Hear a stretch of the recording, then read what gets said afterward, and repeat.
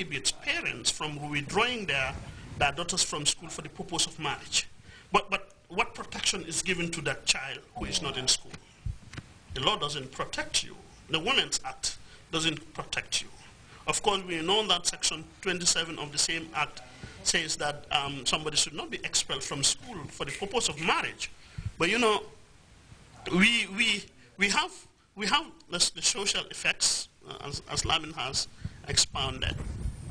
We have the laws, but we have a clawback clause law, basically, as far as child marriage is concerned. And I think that needs to be rectified. That needs, even if it's not rectified, I think we ought to debate about it. Is it just maturity? Because what is full capacity? It's not defined anywhere, really. Consent is not defined anywhere in the Constitution of the Gambia. What is full capacity? Because if it is full capacity, then can we say a person of 12 years has full capacity, therefore, to enter into a union with consent? I don't know. I'm not a lawyer. I mean, but I hope my lawyer friends are listening and would probably take up the debate somewhere. You know. Yeah.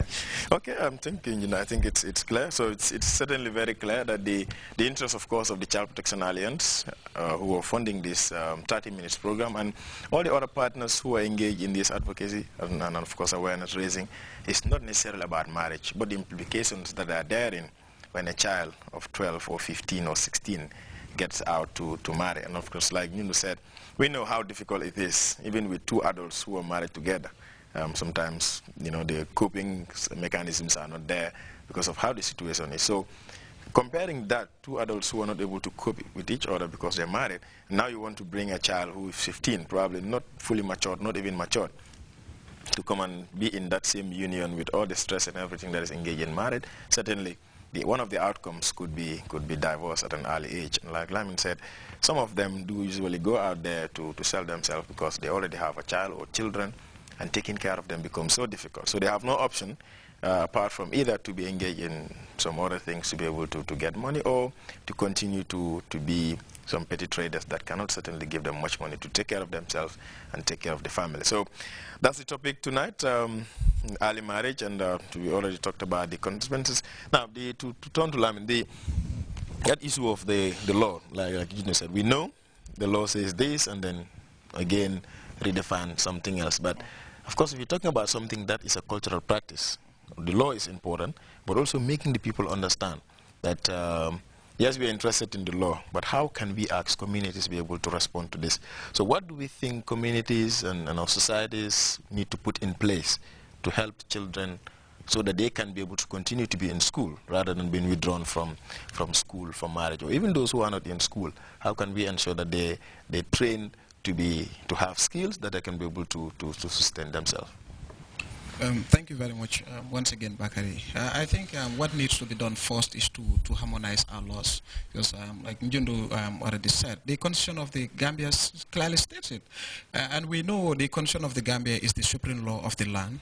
And it says clearly that any other law that contravenes any section of the Constitution shall be null and void. Therefore, like I said, that portion of protection in the Children's Act is no longer there, because marriage is subject to personal law. So for me, I think the first thing that needs to be done is to harmonize our laws to ensure that children are better protected when it comes to the practice of marriage, taking into account the consequences that accompany it. Again, I think one of the recommendations that was put forward during our meeting in Abuja in relation to ending child marriage is that religious leaders need to be capacitized. They need to understand some of these issues that affect children, when they get into marriage at that particular stage. Because at the end of the day, they are the people responsible, for tying those marriages. So it is very, very, very important that religious leaders also take their rightful position in condemning the practice. If they do so, certainly we'll be able to protect children better. Okay, but here you're talking about religious leaders certainly wouldn't go out to negotiate. They only sit in their mosque or in their house and the parents bring the children. Or the child to say, I want this girl to marry to this person. And all they do is their religious duty to tie the marriage.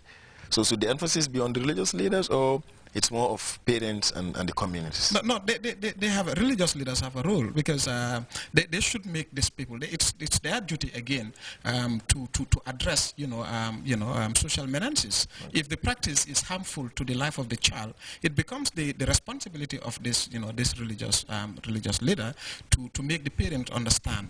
And of course, yes, primarily target has to be primary target has to be the parents who would decide to do. But we also understand that usually parents would come in different conditions. Jundo has stated some of these issues. We know typically in our settings, most of the time we give these children out of marriage because we are fearful that they will get pregnant. Sometimes they become a burden on the family. Family thinks they are a burden on them because you have 5 children to take care of, and if the 3 are girl child, if you give them out, certainly the burden will be minimal on you. But I mean that should not be the yardstick. So therefore, I think intensive advocacy should be around sensitizing religious leaders who usually are in charge of tying those marriages in communities. So for me, I think that point is very, very important.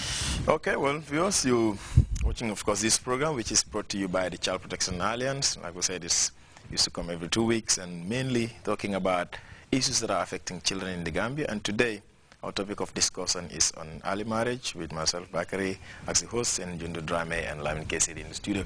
Now, Mr. Drame, before we end, we just started 2014. Of course, this program was from 2013.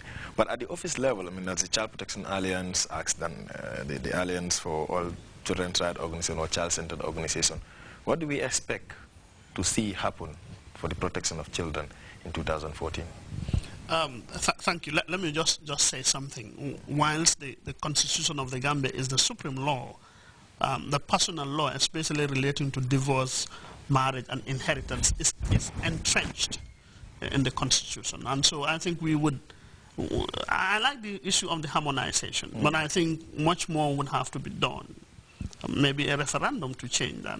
I think for me the emphasis is, again, that people understand the effects of, the adverse effects of marriage. I think if they understand that, if they put, what premium are you putting on your child, on your girl? What importance does the girl have in the whole family setup? What value are you putting on the education of the girl? Because oftentimes now you hear parents say, I wish I have more girls because they are more sympathetic, because they take care of you. But that girl wouldn't be able to take care of you if she is withdrawn from school for the purpose of marriage. If she is not just taken to school. So we need to understand the value of education for the child, for the family, for the country, for the development of entire humanity.